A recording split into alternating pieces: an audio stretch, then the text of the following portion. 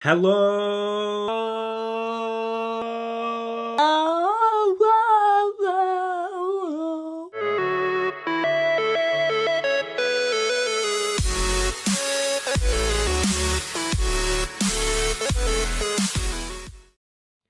What is going on, guys? It's good to be back reviewing these comics. Now, the reason I haven't been making videos is because I have just gotten a new job, and also I've just started my third year at university again, so everything's a little bit crazy, but I'm slowly getting back into it. I basically work 4 days on, 4 days off, so if I'm in Monday, Tuesday, Wednesday, Thursday, then I'm off Friday, Saturday, Sunday, Monday, and that's basically when my videos will be made on those days off, if that makes sense. But jumping into the Amazing Spider-Man reviews, we are getting up to this part called Dead No More, and if any of you guys don't know what that is, it's been this upcoming event that some of us have known about for a while. I've been posting it on my Facebook page, on my Twitter, all that crazy stuff. If you haven't seen it, then follow me on there to get up to date on it.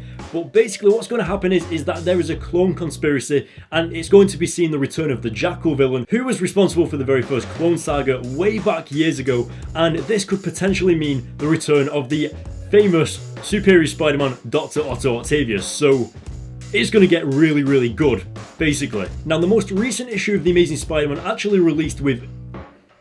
Now, the most recent Amazing Spider-Man comic, issue 18, actually just did release, and if any of you guys have read that, then you will think that is awesome, and, well, I'm not going to ruin anything, but first we've got to get through these reviews to get to that review, so let's do it. So we open up the issue, and jumping straight into it, we're sitting over by J. Jonah Jameson's father's hospital bed, because if you remember in the previous issue, he actually collapsed in the middle of Peter Parker and everybody else's celebration party. Now, what's really strange to me is that it was actually Aunt May that was coughing up blood a few issues ago, so how come all of a sudden it's J. Jonah Jameson's father that has collapsed? Like, is that something to do with the twist? Is that a comic book writing error? I don't know, and it's really confusing. Like, is something going to happen to Aunt May soon? Like, is she gonna collapse and cough up blood? Or, like, is like, I don't know.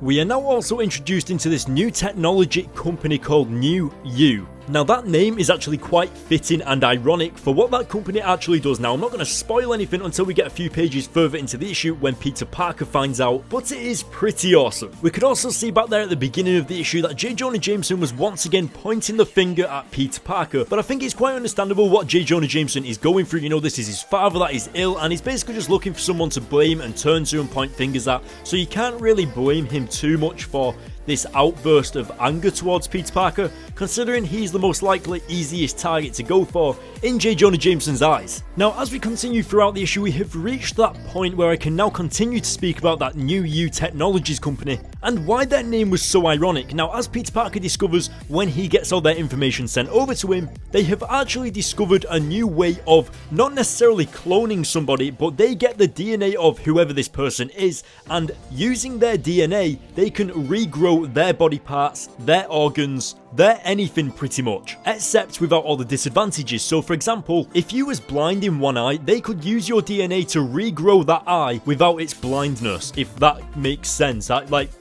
Maybe that was a bad example. Now, as you can see on screen, Electro is actually working with the Jackal to get his powers back. And if any of you guys don't actually know what happened, basically Electro lost his powers because of his age and everything started malfunctioning with him. And I can't remember exactly who it was, but someone did tamper with his powers to cause them to become unstable. And in that instability, he accidentally killed what could have been his possible love interest, Francine. Now, as you can see on screen, the Jackal has actually brought Francine back to life in order to get Electro to continue this experiment to get his powers back and work for him. Now, to be honest, I think that's an awesome way for the Jackal to do that, and it really seems like this New You technology, even though the Jackal is behind it and it's still sort of cloning people, it's also more or less bringing people back to life and giving people their loved ones back in a way, especially when you could see the look on Electro's face when he saw Francine standing there. And so it's all around a pretty good idea to have these people come back to life, and it's a really interesting concept. So moving further into the issue, we get over to this awesome action scene involving Spider-Man saving all of these civilians at a burning down Parker Industries in Oklahoma.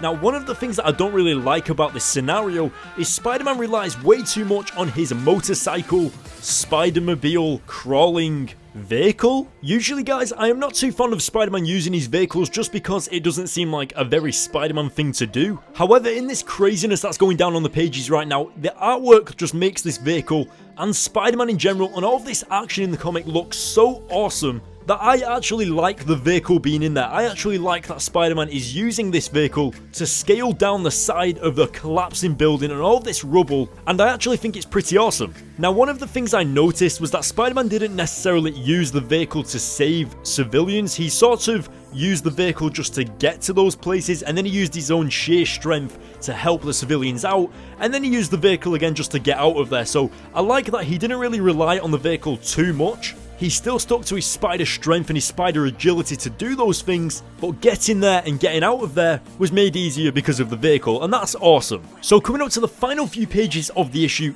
as we saw on screen, Spider-Man saved this civilian who worked at Parker Industries, and he's actually pretty much going to die. And we see Peter Parker make the instinct of actually phoning up New Technologies and getting them and paying them to save this person's life. And it all seems absolutely amazing. It seems like the procedure worked. It saved this man's life.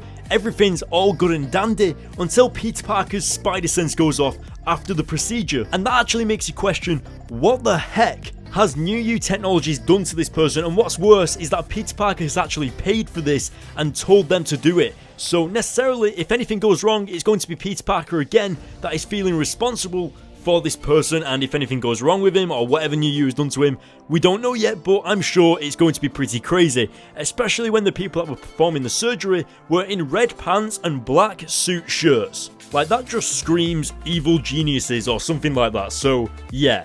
And of course, coming up to the final page, we've got J. Jonah Jameson handing over his Parker Industries card and pretty much spending all the money he's ever made to save his father. And not only that, but he's giving it to the New Technologies people to have them perform pretty much the same procedure on J. Jonah Jameson's father. So if the Jackal's involved in this New Technologies, then that means that it's got to be bad. And now moving on to the final page, something that the Amazing Spider-Man comics do really well is the every single issue cliffhanger. And this one is such a massive surprise when New Technologies actually surprised J. Jonah Jameson and us as the readers by revealing J. Jonah Jameson's wife, who was actually killed when saving J. Jonah Jameson from an attack intended for him. Now, he didn't blame Spider-Man for this, but he did blame himself for the death of this character. And so this is a pretty major thing right now. So it seems like New has got some craziness going on, but we'll just have to wait and find out. Why do I have a random red mark on my head? Alright, so that's the end of the issue, and we're getting into this New Technologies sort of saga, I would say. It reminds me of the Clone Saga a little bit, I have to say, and hopefully they do it a lot better than the first Clone Saga, considering that's known as the worst saga of comics of all time. Seriously. It's known as that. Now, I don't know about you guys, but this whole Clone Saga thing that's going on where you can regrow someone's body parts and organs just from the DNA of that person kind of screams to me Dr. Octopus Returns, you know, Superior Spider-Man. Like, what if Dr. Octopus can get a DNA piece of Peter Parker and then regrow Peter Parker and then transfer his consciousness into that Peter Parker body? Does that not sound like the biggest storyline ever right there? That's probably going to happen. Or maybe Dr. Octopus is going to regrow his own body and put his consciousness into his body that way. But then again, Dr. Octopus's body doesn't exist anymore. So I do imagine that Dr. Octopus is probably going to get the DNA of Peter Parker and do it that way. And there's going to be two Peter Parkers, one Dr. Octopus, one Peter Parker. It's going to be awesome, and oh my god, that's so weird. Anyway, going back to the comic was awesome. I would probably give it a 9 out of 10, considering because it's introducing this New Technologies sort of saga, and it's kind of setting up what's about to happen in the next few issues, which I'm not going to tell you about because issue 18 is awesome. Wink, wink. Obviously, I've already said that I particularly love the artwork on these spider vehicles that's going on. I'm not too fond of Spider-Man using them all the time, but the way it was used in this issue was to my liking, so that's all good. Peter Parker jumped the gun a little bit in having New Technologies operate on that person, because we didn't really know who New were. My god, that is going to be such a pain to say if that keeps coming up in the comic. Now, what I mean is about Peter Parker is that it does seem a little bit irresponsible of him to kind of jump the gun like that, and I do feel like this is going to come back to bite him in the next few issues, or maybe in the future, and to be honest, it's kind of his own fault, so serves you right. Now, I think something else that could happen is that New becomes super popular, especially because J. Jonah Jameson is behind it now. He could make it popular perhaps, and maybe it will only be Peter Parker / Spider-Man that knows about this and nobody believes him or something like that. And well, like, I'm hoping that Peter Parker sort of reveals his identity to J. Jonah Jameson to make him believe him about Like, oh wait, that I don't know. But anyway, guys, that is it for this review. I'm gonna give this issue a 8 or 9 out of 10. You guys can make your mind up about that, but let me know what you thought in the comment section below, because I also want to know what you guys thought about it as well. I have told you about my new job and of course me going back to university for the 3rd year, so yeah, it's going to get a little bit crazy and I don't really know what's going to happen with my time. But if you enjoyed this review, guys, hit the like button below, hit the subscribe button for more. Don't forget to leave a comment, let me know what you liked about this issue, and I will see you next time. See you later, guys.